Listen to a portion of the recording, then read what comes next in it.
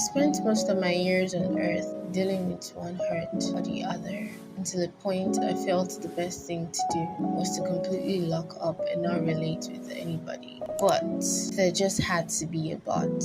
Because this is life and you must relate. But there is a limit as to how much you relate, and this is where boundaries come in. Since the day I started becoming conscious and started setting healthy boundaries for myself, this life has been beautiful. There's been a limit as to the offers I accept, the people I give access, the places I go, the conversations I engage in, the things I watch, and even down to the clothes I wear. Life for me just became easier with healthy boundaries. And in this video, I'll be sharing how you can set healthy boundaries for yourself. So definitely keep on watching. Hello guys, welcome to another video. If you're seeing my face for the very first time, my name is Oto-Obong and I create content on faith and lifestyle. So today we're talking about boundaries again. We talked about it last week, so if you probably haven't watched last week's video, you might really want to watch that because throughout this whole video I'm going to be making references to last week's video. But anyway, let's keep. So last week I introduced us to something I called Boundaries 101. I don't know what that means, but I think they put 101 in introductory courses when I was still in school. So we talked about what boundaries are, signs that you lack boundaries, common misconceptions about boundaries, importance of boundaries, and today we are wrapping the whole thing up. 1. Define your limits. I feel like this is the very, very first step to setting boundaries because, guys, I need you guys to understand that anything that you want to do externally has to start internally. It has to start from you first. It has to start from the self before you can establish those things outside, right? So you don't think that, okay, fine, I can just come up and I just tell the person, don't do this, don't do this, don't do this. If the boundaries are not set up here, it's going to be difficult for you to set it up in relationships and friendships and all of those things. So it has to start from you first. So you have to be able to define your limits. Now you probably would ask, how do I define my limits? Okay, I'll share with you guys 2 ways that works for me in this aspect. The first way is to be conscious. Conscious of what? Conscious of the way you relate with people. You should be able to note what people do or what people say, or what behaviors they show that turn you off.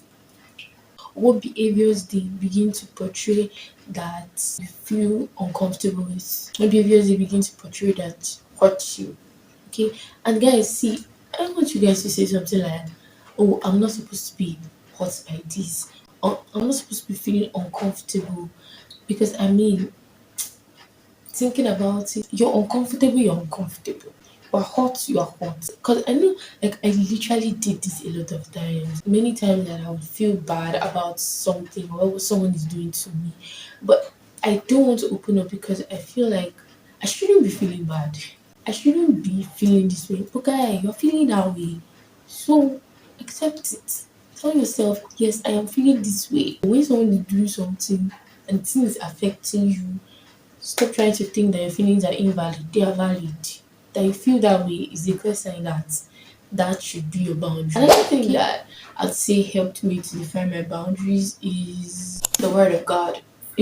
As a child of God or as a Christian, this book has been given to us for correction, for reproof, for instruction, everything.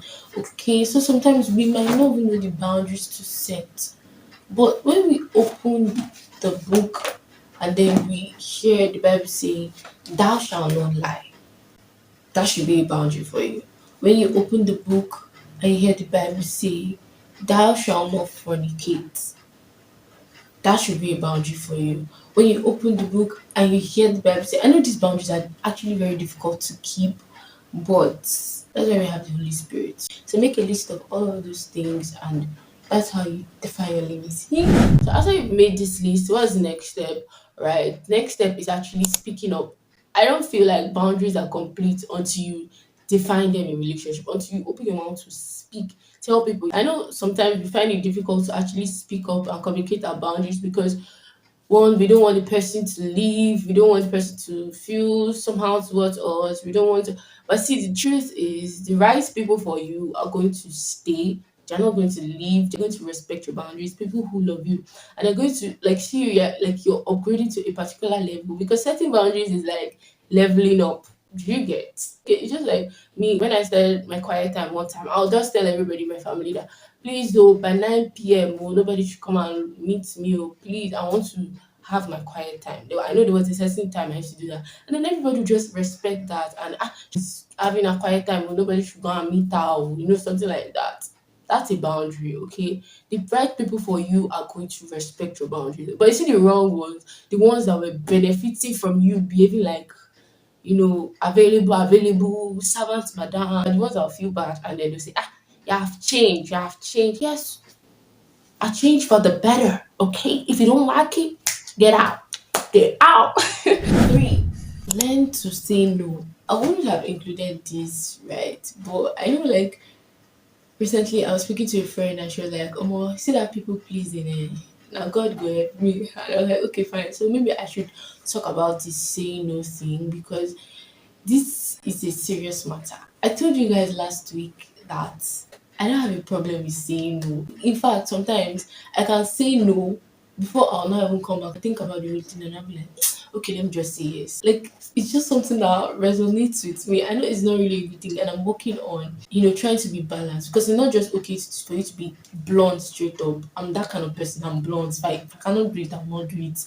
You get? Remember last week I told you that a misconception about boundaries that people say is that um you should be saying no, that means you have healthy boundaries. No, there should be compromises as well. So like I'm trying to work on that. But you see that no thing, guys.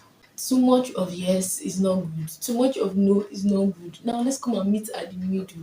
How to learn to say no. First tip for polite ways to say no, because it has to be polite, guys. Unapologetic but respectful. You don't have to be rude about communicating your boundaries. Okay, so one is you can substitute later for no. So instead of you to just say no straight up, like I'll get back to you on this later, or we'll talk about it later. Like if someone tells you, will you be available for blah blah blah? Let me think about it. Then I'll get back to you. That could work.